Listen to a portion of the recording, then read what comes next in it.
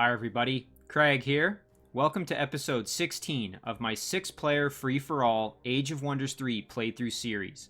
In this series, I'm playing against 5 Emperor AI that are each on their own separate team, and I'm playing as the Orc Warlord, Crognash the Brutal. In our last episode, we assembled our forces outside the city of Bleg, and the city of Bleg belongs to Galendil of Vorlas. Galendil is a high elf archdruid and is another of our opponents. So you can see here we've got our forces assembled, led by Crognash himself, some very powerful units here, kind of some hodgepodge ones as well. And then we also have Dominus leading a very powerful stack, and he's moving in to assist us as well. Now, before I dive into this episode, I did just want to give a couple of quick shoutouts to a few individuals who left some excellent comments on the last episode. The first of those comes from Casper Eklund. Casper pointed out, in the last episode, I actually posed a question. I wasn't sure if... We'll just look quickly at the hero in question here. So for True Gruck, who is a Orc Theocrat hero, I was pretty sure that when he hits level 11, he's going to have access to Divine Justicars, which is a upgrade that costs 10 points and would give Resurgence to all the units in the stack. However, I wasn't sure about that. And Casper pointed out that his understanding is that Divine Justicars is available at level 11 and that it does cost 10 points. And that something else Casper mentioned is that if I'm ever unsure of things like that, a great resource in-game is to actually look at the Tome of Wonders. And it's really easy to kind of forget that the Tome of Wonders exists, especially as a more advanced player. However, this resource is actually great for novice and veteran players alike, and it contains pretty much everything you'd want to know about almost anything in the game. So don't be afraid to dive into the Tome of Wonders if you're ever unsure of something. As Casper pointed out, that's a great suggestion and a great reminder for all of us. The next thing Casper pointed out is that independent units, generally speaking, do not have the ability to embark, and that obviously if you have like flying units, they could get across water. But in this instance here, these scoundrels who I noticed last episode were threatening my Archon Revenant dwelling, they shouldn't be able to get across the river as they aren't capable of embarking. The last episode I did look through their attributes here, and I didn't find anything that would indicate that they can embark. And since they're independent units, they haven't had anybody research the ability to do that for them, obviously, so they shouldn't be able to threaten my city. So that's a bit of a sigh of relief for me there. Something that Casper did mention that I think is an absolutely brilliant suggestion. Casper pointed out that among my cities here, I have quite a few dungeons that haven't actually been explored. So just to kind of highlight this, I have one here in the domain of Toldran. I have one in the domain of Lyrian, which you can see right here. And then I have another one that's very soon to be in the domain of Carbonok. And you can see that one just north of the city here. So all of these dungeons are unexplored. And a way that Casper has suggested I could clear them out relatively easily would be to build a dedicated dungeon clearing squad or stack. And Casper suggested doing a stack that's composed of a bunch of phalanx units, and then maybe adding in like a priest or an archer, like 2 archers or 2 priests, so that I have kind of a mix of damage. But the reason that this stack would be so effective is because dungeons are very frequently guarded by Manticore Riders, who would kind of get shredded by the pikemen, my phalanx units, as they are mounted. So that would be fantastic. I think that's a brilliant suggestion, and I'm going to do that in the next couple of turns here. And this actually kind of synergizes with the next comment here that Casper had pointed out, which is that Toldran is actually very, very high in production income. You can see it's currently at 225. Were I to clear this dungeon, that would add an extra 30 and push it to 255 production income per turn, which means Toldran would be just an absolute beast of a city when it comes to production. The next comment comes from Can Dennis, and Can pointed out that, at least as far as he could see, the city of Bleg is not defended by a wall. So in the last episode, I had kind of speculated about whether or not there was a wall defending the city. As far as Can and myself can see, it doesn't look like there is one. Now, it is important to note, though, that there are 4 stacks of units here. There's the one led by Galendil here, another one with a settler here, another one led by 2 separate heroes on this side, And then we've got a back stack here with a hero and a couple of units. So we've got four stacks kind of in a diamond shape there. So my work is cut out for me. But in any case, thank you very much to both individuals, Casper Eklund and Can Dennis, for leaving those excellent comments. As always, they're extremely helpful, and I appreciate them greatly. All right, let's dive in here. I want to get to this siege kind of as soon as we can. However, before we do that, we still have some movement left. Now, we hadn't finished moving Urkan here, and we were originally going to send him underground. However, Trugruk is now underground and is actually very close to the spawning structure that I was originally intending to clear out with Urkan. So I think what we're going to do is we're actually not going to send Urkan underground, and instead we're going to have him head straight for this Sphinx Temple over here, clear this out, and hopefully get some extra research income, and then as well, or knowledge income I should say, and then we can move on and clear out this production resource and get some extra upgrades hopefully for Lyrian. So that takes care of Urkan. I think the only units we had left to move then were some of these miscellaneous units that were kind of out and about here. I think what I'm going to do, I was going to send this phalanx over to the city of Srock, but instead I'm going to send this unit up to this dungeon, and we're going to start assembling our squad here to do the dungeon clearing. Now, if I'm not mistaken, there's at least one more phalanx unit. We're just going to kind of double check all of our units here real quick and make sure we've moved everybody. You can tell these stacks over there to... Here we go. Okay, so we had a phalanx unit produced in Hrim, which is our throne. So this phalanx unit we're going to send up to join as well, I think. I have to be careful. I don't think I want this unit grabbing the haste berries, necessarily. Because I'm going to, I think, produce also a priest here. And that priest is going to be a little bit slower, so I'd actually like to send the phalanx kind of up that way. And then can go up that way. Excellent. Okay.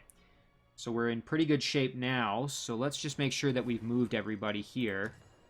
I think we're good. I'm just going to, again, jump through everybody here. I just want to make sure before I pick my research that I've moved everyone. I think we're... Oh, and here we go. We do still have this human cavalry in the Shadow Realm here. Good thing I did that. So we can get this cavalry actually involved here, which would be awesome. It can help out in the siege, which will be great. And then let's just kind of make sure that we've finished up. Yeah, okay, so we've moved everybody. So now we can pick our research. I think I'm going to just do Produce Manticore Rider. It's going to take 5 turns, but I would really like to get my Tier 4 units kind of able to be produced, so we're going to do that one now. And then I think we'll now do our production. So in Carbonok, last time we finished the Pillar of the Stylites here, so let's start producing some Phalanx units now that they're going to have that benefit, that extra spirit damage and projectile resistance. Meanwhile, in Toldran here, we're going to need at least one more Phalanx, I think. Possibly 2, so maybe we build 1 Phalanx there. And then we're going to eventually want Toldran here to start working on Great Beast Lair, so that'll probably start happening fairly quickly as well. And that'll give us the ability to produce those Manticore Riders. Lyrian here, I think we're just going to do merchandise, as we're starting to kind of get low on income. So, same goes for Srock over here. Alright, that's going to kind of take care of that. We'll tell these units to just chill out here. And our undead can also just hang out. And that's going to do it for our turn. And we're going to end our turn up here, taking a peek at what's going on with Galendil, as we really don't want him doing any funny business here. We're just going to keep an eye on him, make sure that nothing crazy is happening.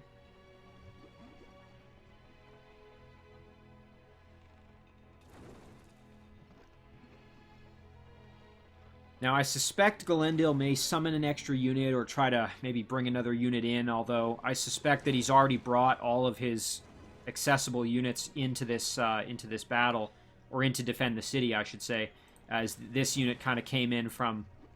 initially it wasn't there, so I'm assuming he's already kind of been bringing in his reinforcements. So I suspect he may try and build an extra unit as the turn flips, or maybe summon a unit into the stack here. But I don't think it's going to make much of a difference, as we've got quite a number of very powerful units on the doorstep here.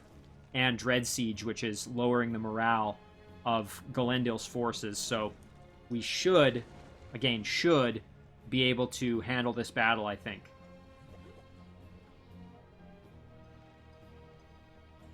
Now, of course, we're going to get attacked in Liliac there. I think that's the name of the city off to the west there. Those undead are going to siege me again. But we're going to wait and see if Galendil does anything. It is still his turn. Okay, it looked like he didn't really do much, so we're going to do this one manually and just let the kind of standard procedure happen here where the undead come at us. We're going to drag this one out. So once we're able to, or once we're finished this battle, we will probably just initiate the siege right away. I'm very interested in just kind of getting that dealt with and then moving on with my stacks there. So what I'm hoping is the case is that we can win that battle with relative ease, hopefully not take a ton of extra damage or unnecessary losses, and that we'll then be able to kind of keep on rolling and then try and hunt down Galendil's throne city. Because as I've mentioned before, in this playthrough, I'm not going to be accepting any surrender. So as in that battle, we are going to have to kill Galendil if we're going to win. Again, I maybe shouldn't get ahead of myself, but I want to kind of plan this out. So if we kill Galendil in that battle, within the next couple of turns, if we can attack and take over his throne city, that should actually be sufficient then for eliminating him from the game. Because if the leader and the throne city, excuse me, if the leader is killed and you take the throne city, that player is eliminated. So that's what we're going to try to do. And again, we are not going to be accepting any surrender if Galendil tries to surrender. The only reason I suspect that he may try to surrender is because I think that's the bulk of his forces. Again, he's also going to, hopefully be killed in this battle. So I suspect this is going to be fairly devastating for him. So we'll have to see kind of how he responds. All right, so that takes care of that. So yeah, as soon as this flips over, I think we are just going to, we're going to do this battle. Now, I'm going to admit something here. Unfortunately, I have been having a little bit of issue with my gaming machine here, my gaming rig. And I've actually tried this battle before. And unfortunately, this battle seems to end up crashing my recording session when I try to do it and bring everybody in. So what I'm going to try doing now is, and again, I normally don't ever play without showing you guys what I'm doing, but I was trying to record this episode previously, and unfortunately my system crashed, and I could not get it to record what was going on after this battle. So I'm going to see if I can do this battle in auto combat, and I'm not going to bring all my units in, because if I were to bring this stack around, they could actually contribute. But I've actually had issues with this battle crashing my system. I think my rig is kind of at the end of its lifespan. So in any case, let's see if I can do this in auto combat. We still have a very good chance to win. And hopefully this doesn't crash the session.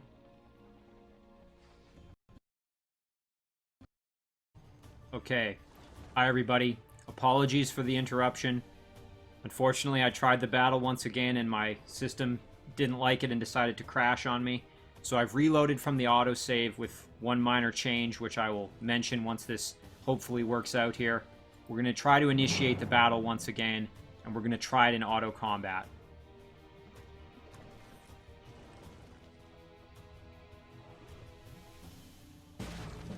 Okay, and it was actually a success. Thank goodness. Okay, so the change I'll mention here is that I decided to let the undead take my city in that previous battle, as I didn't want to. I was worried that doing that battle manually would somehow build up the stress on my system such that it wouldn't be able to handle doing this battle. So we were able to successfully complete the battle. I'm really sorry, as I realized there was probably some anticipation of this being a really epic battle and watching the battle happen.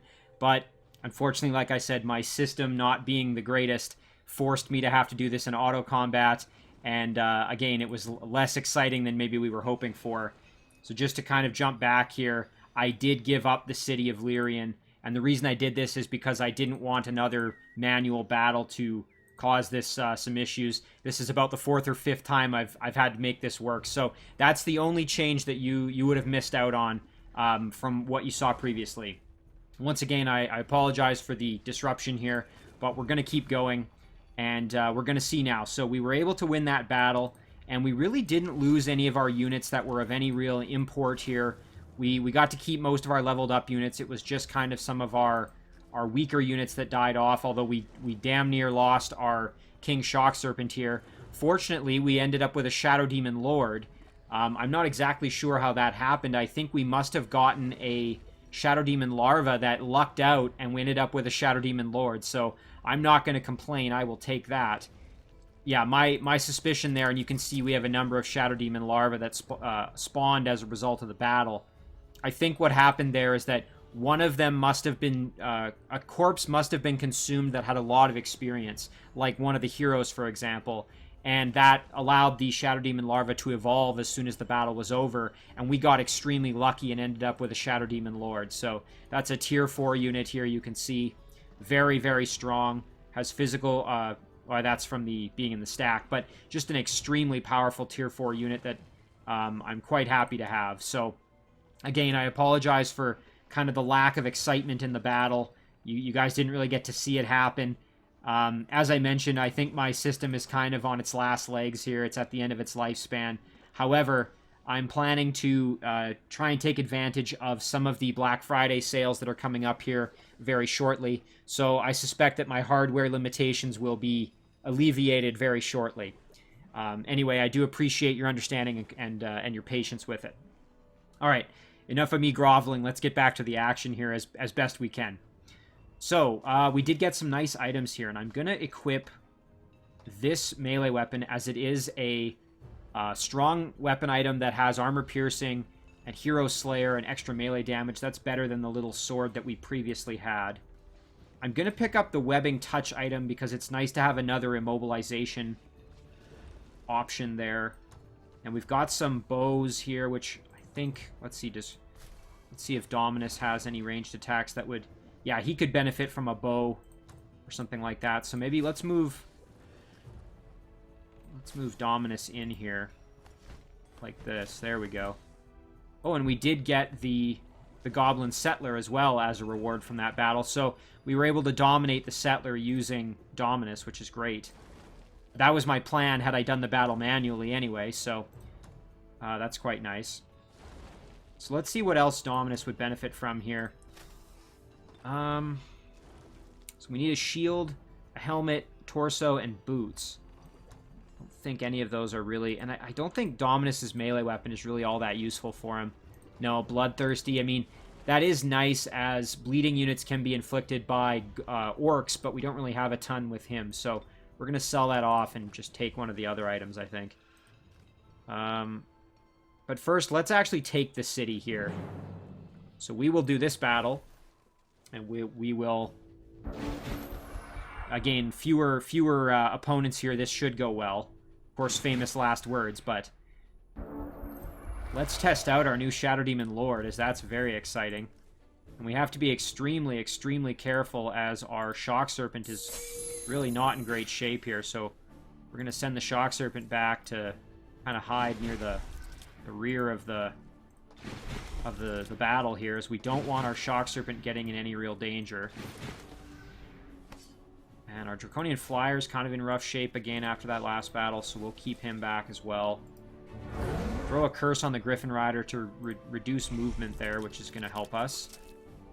And we'll bring some of these kind of units over here, along with Dominus in. Again, we're going to actually heal up our Blight Elemental there. And we can bring our Big Beetle in, as well as our Larva. That should do it. We can actually use Dominus to try to dominate the hero, or maybe that Griffin Rider. Failing, not if we can't get the hero. This is a Warlord hero, so would be useful for us. Let's send our Big Beetle in just to deal with that Mammoth. charge over like this. The shaman is out of range. Plus, I think the shaman is going to be resistant to the blight damage. Can do a little bit, though. Send our demon lord in. Boy, it's cool. I've never had one of them before, so it's quite neat having a Shadow Demon Lord. At least I don't think I've ever had one under my command. We'll tell our Shock Serpent just to chill out. We're going to step up and attack. There we go. Do some extra damage here.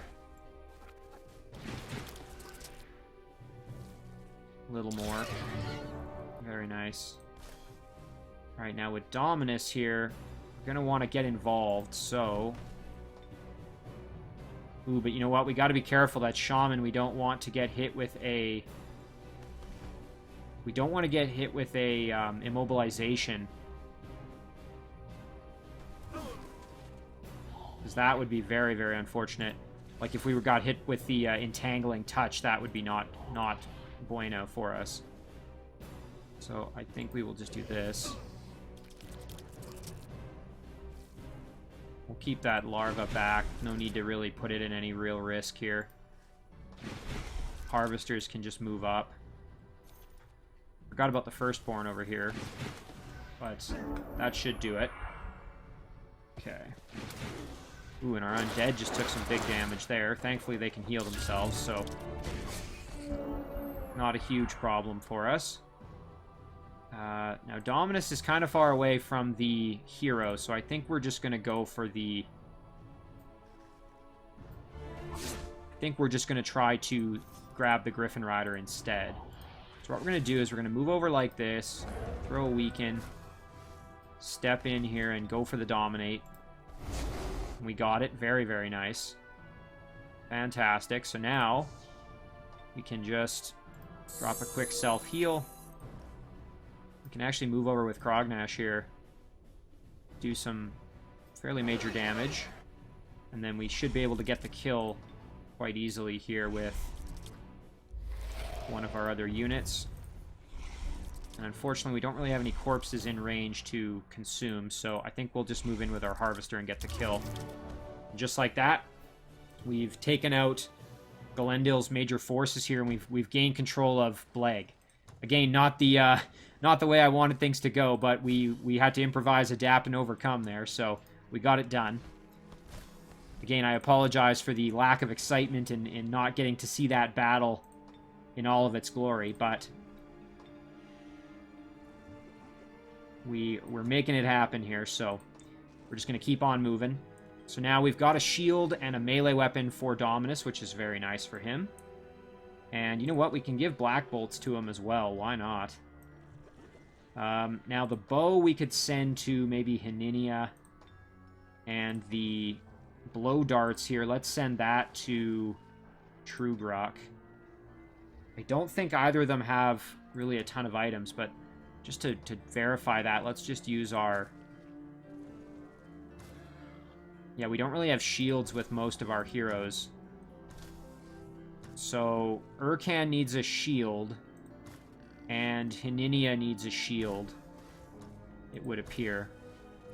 So these melee weapons I think we can probably just get rid of. They're not really of much benefit for us. So we'll sell this one off. And we'll sell this one off as well. And these two shields here, both giving us mind control immunity, we can send to Urkan and to Heninia. Okay, well, we're just going to keep on moving here, so let's absorb the city of Bleg now that we own it. And that's going to be useful for us. We've got another important city for us there.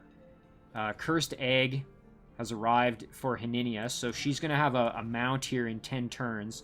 Currently, she's enjoying this Blight Tusk Boar, which is going to be what she needs for now. So, okay, we've got a number of other things to take care of now. I got to kind of get my bearings here a little bit. That was kind of a very flustering experience trying to sort all that out, so apologies if I seem a little rattled.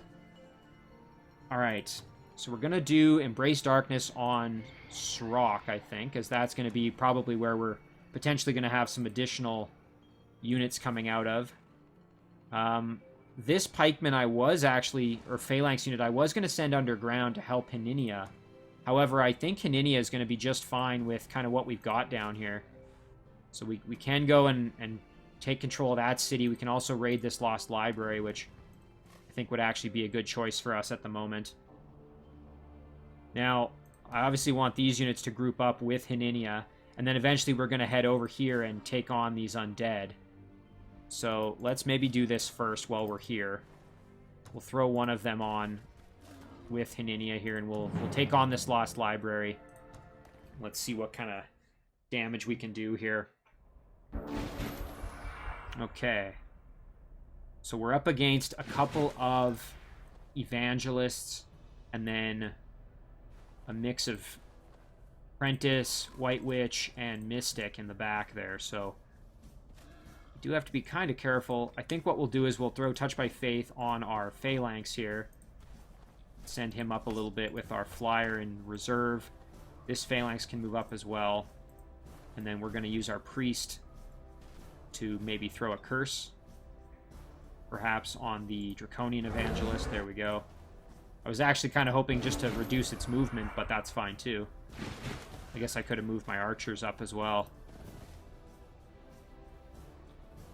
Okay, so we could do Bestow Iron Heart as well on this Phalanx, which I think might be a good idea. So let's do that. That's going to give them Strong Will. Which is going to make them immune to... It's also going to make them immune to spirit damage, so the priest won't be able to inflict nearly as much punishment on them. So let's send them right up in here. I mean, they are going to take a bit of a pounding, but we'll move in to kind of assist as well here with our other units. Okay. I suspect these Phalanx are going to take some serious damage here. Although it looks like they're going to use up... Ooh, they actually got converted. Okay, so I was hoping that because we had inflicted or used Touch by Faith that those ones wouldn't get converted, but fortunately they still were. So now we're going to have to really try to get control of them back here. So let's do a nice flank attack there. And then let's see if maybe with the combination of our ranged units, if we can get kind of in there close enough to be able to do some big damage. There we go. That's a good start. We just have to kill off the Evangelist here, essentially. Okay, there we go. Now we have control back of our Phalanx. And boy, that was a little bit scary, but we got it back, so no worries. So let's kill off this Evangelist here. And then I think we will take out the White Witch. And now with Haninia, we can step up here. Maybe blast the Priest with some damage. Very nice. Okay. Yeah, it's always a little bit nerve-wracking when one of your units gets converted like that. And I kind of forgot about those Tigrans up there. Not that they're of any real worry for me, but we'll blast them with some big damage and then just get the finish with our archers there. There we go. And, you know, we could have actually tried to convert, I suppose. I didn't even think of that. I was kind of so focused on just winning the battle. That's alright, though. We will just heal up our unit, move in and get the nice flank kill here on the Apprentice. So that's great. We've cleared that Lost Library. Now that will hopefully provide us with, yes, so we have some extra research here, another spell, and some knowledge income, which is always good. And there's actually a necromantic circle down here as well, so maybe we grab that and then head up to take that on as well, since we can do this in this turn. So let's go down there, and we've actually got ourselves a Tigran Deathbringer who's going to need to be dealt with, so let's do that. We'll use Haninia here. We'll do No Mercy. And let's get to clearing this.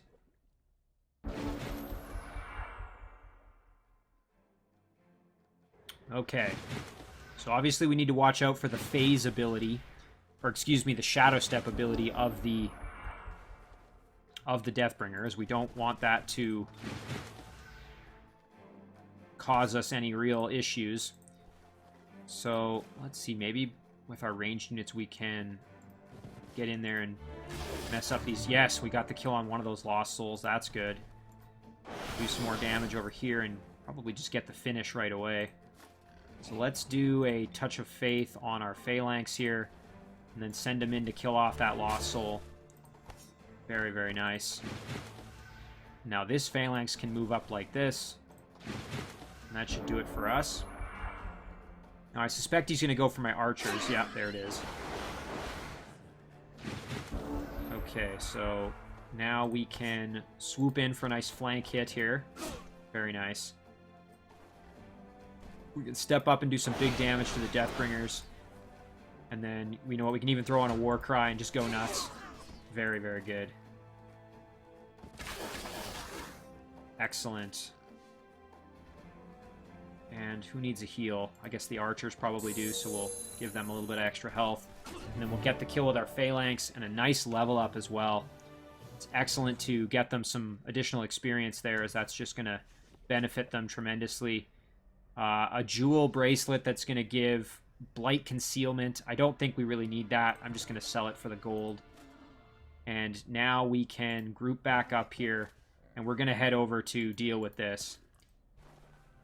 We'll keep this Phalanx with Hininia here. Okay, so now we kind of got to sort out all the action here that's happened. So let's kind of rejuggle our stack here and make sure we've actually got a functional army. So as you can see, Crognash's stack is still very functional. We've got a number of very powerful units. The only thing we're kind of lacking in this stack is healing, although Crognash does have some healing himself. Ooh, and we have some... we actually have some additional items here that are going to be potentially useful for us. So we have a crossbow, which, again, let's actually take a look at our other heroes and decide who we want to send that crossbow to. I guess we're pretty much going to have to send it to a Hininia. I don't think anybody else, or Trugruk, I suppose. Maybe Trugruk. Well, he does have the rifle. Let's send it to Hininia. So we'll send that to Hininia. And we can send the boots to... actually, to Dominus. That would be just fine. So we'll send those to him. He'll have them shortly here. Maybe we can even just move him over. I don't want to use up all his movement, however. So I think we'll... now the question is, do I want to go this way or north? I think we'll move north with Crognash. Yeah, there we go. So there's more of Galendil. That's good. So we'll use Dominus now to just move in, and that can allow us to actually pick this up here. And this shield is actually better than the one that we currently had. Although that does give us frost protection. Actually, you know what? If I keep this shield... I think we now have... yeah, we now have 100% frost protection, so that's actually better.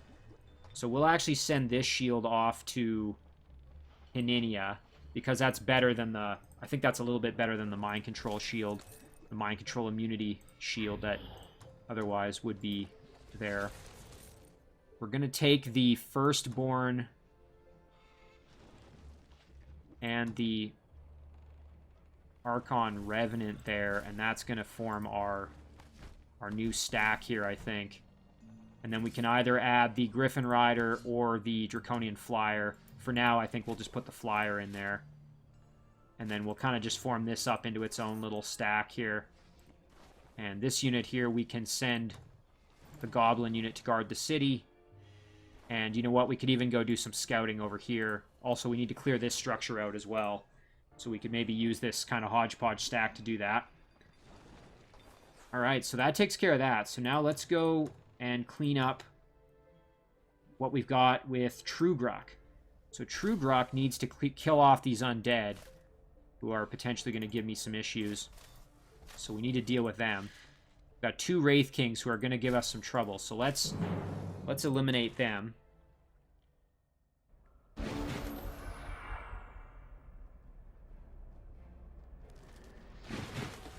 Okay. Obviously, the Wraith Kings are pretty scary, and we really don't want to have to deal with them once they're kind of in our midst. So I think what we're going to do is we're going to try to eliminate them kind of right out of the gate here with some big damage. Very, very good. And then, you know what? Let's even... I think we should be able to do quite a bit of damage here. Very nice. And then you know what? We can actually tie up the other one like that. And then we should be able to get the finish here. Excellent. Put our grunt here just to guard our hero. And like this. As I suspect these flying units are going to move in and try and attack Trugruk, so... Yeah, there's that Whale of Despair. Yeah, so I put my units in a good position to keep my hero safe. Very nice. Okay. So, now, let's see. I guess we can blast that Bone Wyvern into oblivion. And then move in and flank the Carrion Bird. Step up with our Grunt. We can finish off the Wraith King. No problem at all. And then we can flank the Banshee and get the kill. Excellent. Well, that was relatively straightforward. So we cleaned out all of the undead there. That spawning structure is not going to be giving us any more problems.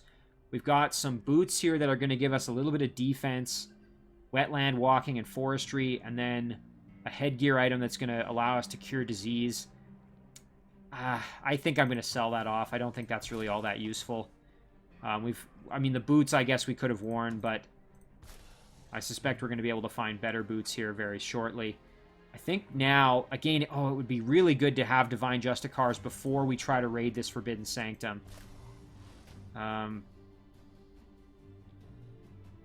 Yeah, that's quite the risk going after that Forbidden Sanctum if we're not ready for it. But I think we're strong, so let's head down there and see if maybe we can clear this thing out.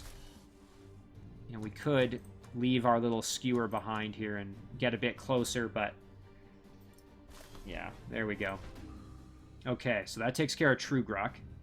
So now let's do Urkan, because Urkan is in a position where he can instigate a battle here for the Sphinx Temple. Oof. Okay, so we got 3 Watchers who are going to need to be killed. And a Tigran Sphinx, so this is going to be a very challenging battle. But I think we're game for it. Of course, we're having to deal with being immolated while we're at it here, so let's take Urkan. We'll kind of send him back for now, as we're going to use him initially to put Phoenix Warrior on our Knight. Send him in a little bit. And with our Priest, we're going to try and handicap the Sphinx, which we did, thankfully. Okay. Now our Caster, we're going to move up and just go for one of the Watchers here. There we go, a little bit less movement. It's a good thing for us there. Our Big Beetle, we're going to send up like that as well. Sun Guard can kind of advance. I'm then going to throw Phoenix Warrior on the Big Beetle just in case they get in any trouble. Again, I want to play this pretty cautious, as I really don't want to lose. Although, actually, I think maybe we'll be okay. I was thinking we were going to be taking a lot of damage. But you know what? Just on the off chance, it doesn't really hurt. Now we don't have to worry. Thankfully, the fact that we have martial arts is really making a huge difference for us. You can just see the difference in damage that we're taking as a result of these attacks, so it really does make a tremendous difference. There we go. And you know what? We can actually step up with the Sun Guard and finish off the Phalanx. Now, our Sun Guard may end up getting killed, but again, they were kind of an expendable unit. I suppose maybe I should have put the Phoenix Warrior on them, but I think we'll be just fine. So we can really light up this Watcher, move in and get the kill. Very, very good. And then let's step up here and do some big damage. Excellent. And then get the finish. Fantastic. Alright, now let's get Urkan kind of involved a little bit more here. See if we can get a freeze. Oh, and we got a freeze. That's fantastic. Just a little bit less damage that we're going to end up taking in the long run here, which is always a good thing. So we use a Nourishing Meal. Do some big damage there. And then we should be able to just get the kill outright with our Big Beetle. Yes, we can. A little bit more damage with our Orc Priest, and then we'll get the finish with our Knight. All right, fantastic. So cleared that out with relative ease, although we did lose our Sun Guard, but again, that unit was kind of expendable. And we're getting Sugna's repair tools and almost 500 knowledge. I'm going to take that purely for the knowledge, as that's excellent. We will keep this with Urkan just for now, though. So that means now we only have 2 turns left to finish producing Manticore Rider, which is excellent. And we can also move up here and grab the production resources while we're at it. So let's do that.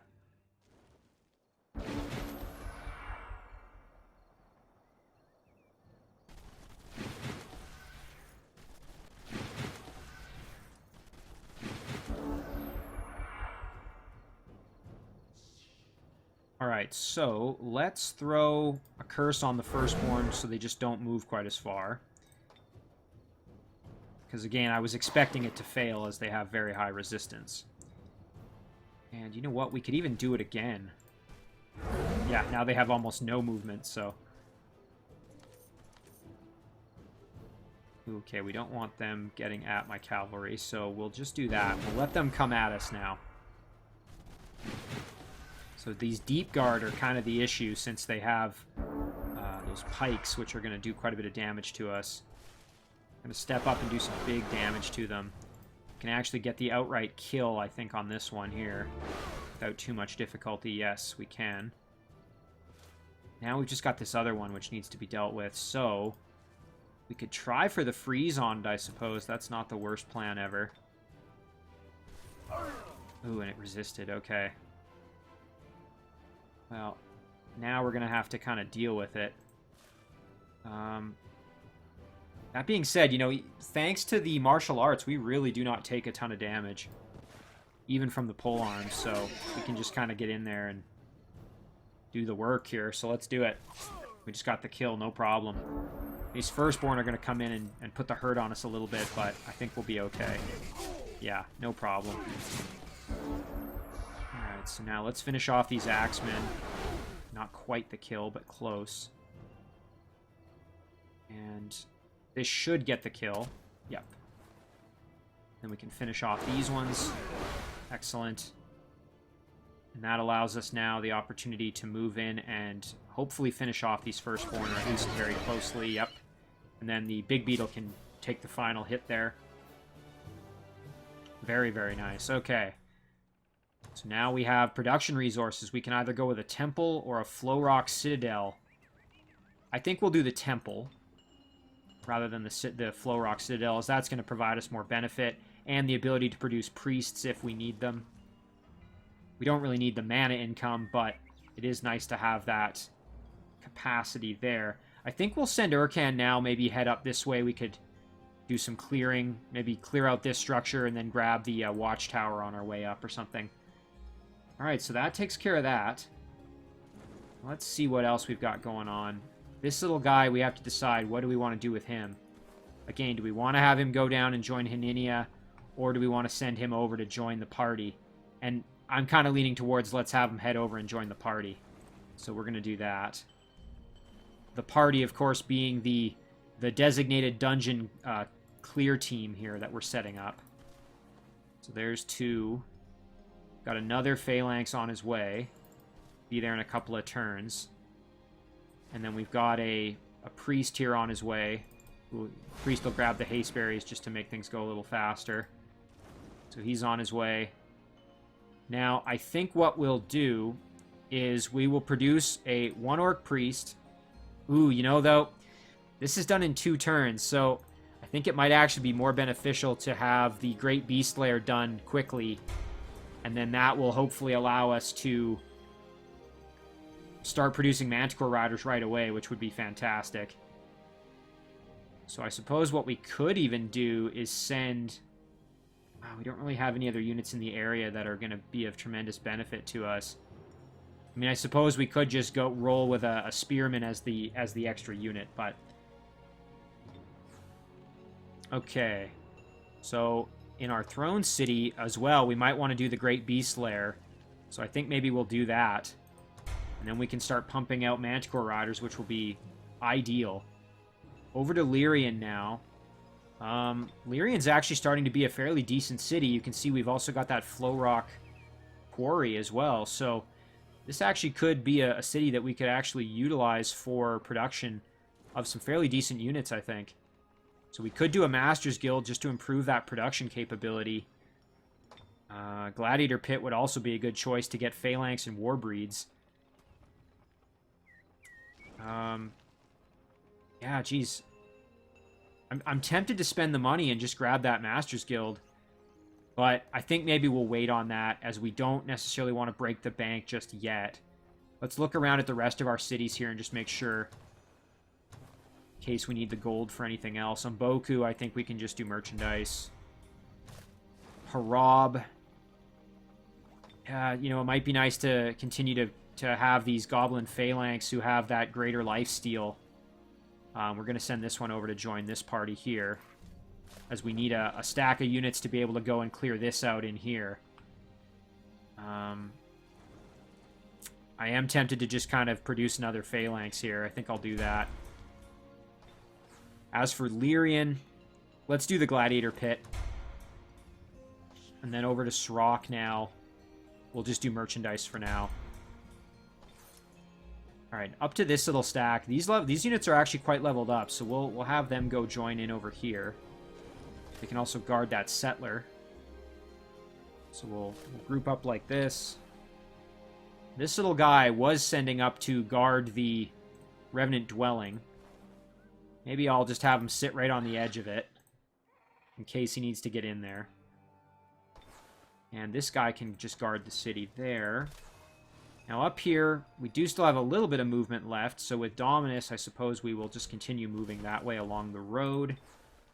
With this stack here, we were able to move some more, but I think we'll just hang out as we are. And this stack can just relax. As for casting additional spells here, we've really run actually quite low on mana.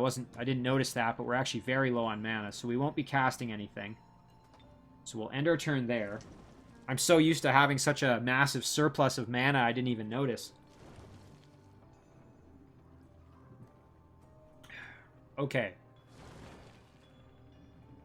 So things are still going quite well. I mean, we've got Galendil on the ropes. I wouldn't be surprised if he tries to surrender. But again, as I've mentioned, I'm not going to be accepting that. We'll have to see if he tries to.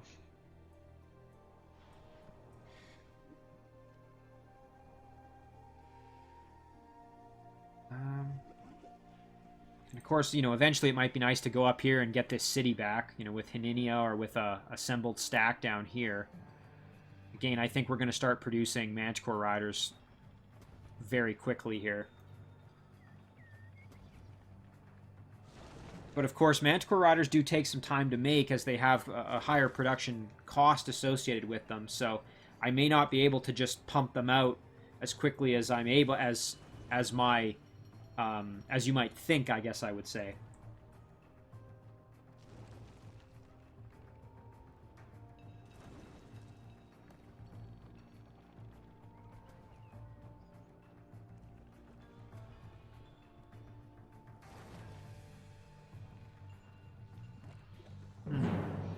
Okay, so we are being attacked by some undead. No worries here.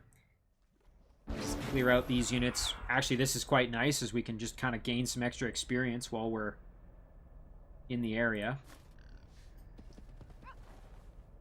Move our Phalanx up. I should have actually...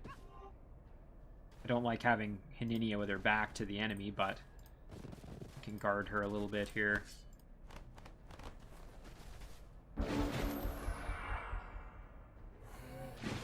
Let's let them just kind of come to us here. So, we'll just kind of hide back here a little bit. We're going to send our unit that's been touched by Faith a little bit up, like this. Okay. That should do it. So we're going to take a little bit of damage here, but nothing crazy. Phalanx just obliterate those lost souls, as you would expect. Kind of fun to watch. There we go. And let's do a ranged attack and just finish that little guy off. And now we can actually move in and occupy the Reanimator here with our... Ooh, and of course he got lucky. I was going to say we can at least do some damage and occupy him, but we did occupy him either way, even if we didn't get the damage. We'll move in and attack that Lost Soul, and then we can just truck on in here and get the finish. Fantastic. So now it's just the Reanimator that's left. Oh, and of course, I got lucky again. Let's move up here, and we'll bestow Iron Heart on this Phalanx. And then we can use our Flyer to get in behind. Turn that unit. Holy cow, that's got to be a record for most luckies in a... And it's only a 15% chance, and yet it's popped so many times here in this one battle. For that one unit. Okay. Ooh, and unfortunately our city is under attack, but we don't have a wall, and I think we'll be able to just run away. So, yeah, you know, this is always the danger when you have these frontier cities or cities that you take a single city in the underground and then kind of have to send all your good units away. It's going to end up almost inevitably getting attacked by independents because you're not going to have the city cleared out effectively such that all the spawning structures are dealt with. So sadly that means we're going to be getting attacked here, and I think we're going to be okay. They do have some decent movement, so they're going to get close to me, but they are melee only, so I think we'll be just fine. Yeah, we're okay. A little scary seeing those Shadow Demon Harvesters coming for my lone Flamer, but we managed to hang on to the city, so... Oh, but look at this. We've got 2 Shadow Demon Lords here. Oh my goodness. So this city's about to just be kind of a mess. So here, Galendil did surrender to me, but sorry, buddy, I'm not going to be accepting it. We're going to decline that surrender. As again, my plan is to not accept any surrenders. We are getting better at governing goblins here, so let's see what we've got. All farms in the domain of goblin cities generate plus 20 gold. Or Goblin Swarm Darters get plus 10 health, and Goblin Irregulars get plus 5 health. The Goblin Irregulars would benefit, like, my Monster Hunter units, for example, but that's really not going to be of tremendous benefit, so we're going to take the economic upgrade and get that extra gold income. Especially since we're going to be trying to pump out Manticore Riders, we're going to need all the gold we can get our hands on. Hininia is now level 8, and... Ooh, actually, she doesn't have Holy Champions, so we should probably give her that upgrade. Let's do that. So now all the units in her stack have Holy Champion, which is great. Yeah, I think that's good for her. So now we're gonna head over and deal with these pesky undead who are causing us all kinds of issues, and of course a Bone Dragon. So I'm very glad that I have these Phalanx units here, which are going to be of tremendous benefit. We have to watch out because both of these units here have Fearsome. The Bone Dragon, and I believe the Bone Collector does as well. Well, that might be on level up. Okay, that's with a gold medal. Never mind. So we don't have to worry about it as it is, but we do have to worry about the Bone Dragon scaring my units when they try to attack it. So just have to keep that in mind. So let's jump up here and let's see if maybe we can get a little bit of a peek at what's going on in Galendil's domain here. So what we're going to do is we're going to grab this watchtower. We'll use Crognash here to do that. This is actually almost a perfectly positioned watchtower that's going to give us the ability to really get kind of a peek into Galendil's area and see what he's got going on. Alright, so we are going to drop a heal on our Shock Serpent, who again is kind of in rough shape. And then we're just going to charge in with our big boys here and do some big damage. Getting a little aggressive with it, as we kind of can now. There we go, we did get the stun, which is great for us. Oh, that Shadow Demon Lord is just filthy. And there we go, we're just taking units out. As we go here, we'll get the finish with Crognash on that Rider. And now we can grab a few new friends, because why not? And then we can get the finish on the Union Guard. Excellent. So not only did we win the battle, but we gained ourselves a couple more units. And we can kind of see what's going on. It looks like this is an elven city. At this point, you can't quite tell if it's the throne city or not. But we can head in there. Okay, so this is not his throne city. This is just a standard city. However, it might be good to siege in. It looks like he's probably got another city over here. So we're definitely going in the right direction. And I think this is good for us. What I might do is actually, I might run this battle in the Lost Library just to see if I can recruit some extra units here. And I'll maybe step my Shock Serpent off and bring Dominus in, just so that I have that Dominate capability. Alright, we'll do this one as well. So let's see if we can, again, continue to augment our force size here as we go.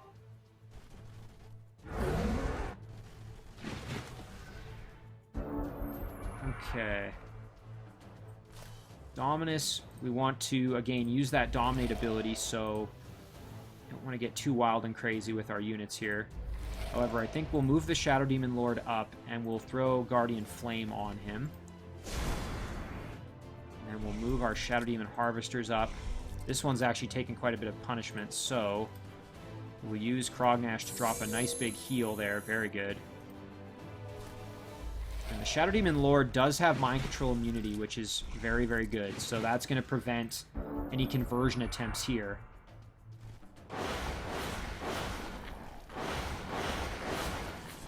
It's taking quite a bit of damage, but no big deal there as we managed to really handle most of it. Okay, so Crognash can step up like this. We can do some big damage here. Very, very good. We'll get the finish on that Evangelist. Make ourselves a brand new unit, because why not? Blast that Human Apprentice. And then I think what we'll do is we'll use Dominus here and drop a nice big heal on this Shadow Demon Lord. And then I think we're going to charge in at the Evangelist here, because I really don't want them kind of able to move around. My only concern is that if I charge him in, then these two are going to be free to attack. Whereas if I go here, I could tie it up. But I think I'd rather just move in and kind of do that. The Harvester can move in as well and do some big damage. There we go. And then we'll kind of move in like this and try and guard ourselves a little bit. Okay, so they're just using a lot of their healing abilities, which is good. And we're taking some more damage. Nothing too crazy. Alright, let's step up here. Blast that Human Apprentice a little bit more. And then get the kill with our little larvae. Now, for Dominus here, I'm going to probably have to go for the High Elf Apprentice, I guess, because that's the only unit we've got left back there. Let's see what our odds are. 40%. Not ideal, as it does... I think it has a buff here. Yeah, Touch by Faith is actually making that harder. I wasn't really paying as much attention to which one I should have gone for, but... So we'll move in like that and get the nice flank kill. And then we'll obliterate there. Very, very nice. So, let's send Dominus in. Not the greatest odds. I suppose I could have used Control Undead on that Reanimator. I didn't even think of that. Or tried to, anyway. Alright, so that didn't work.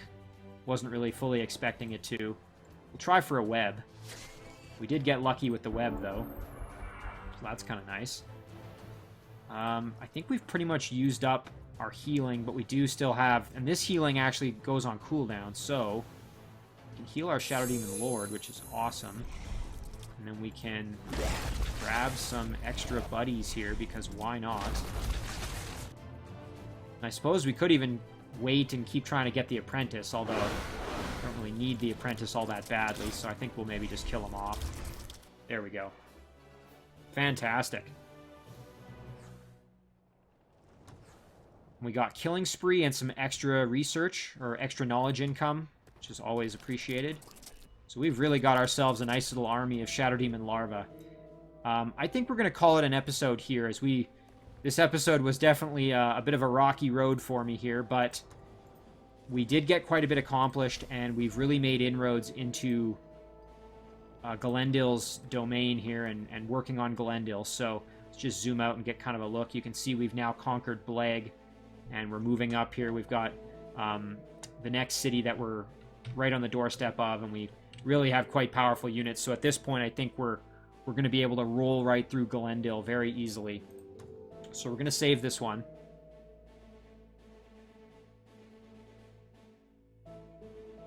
We're going to call this one episode 16.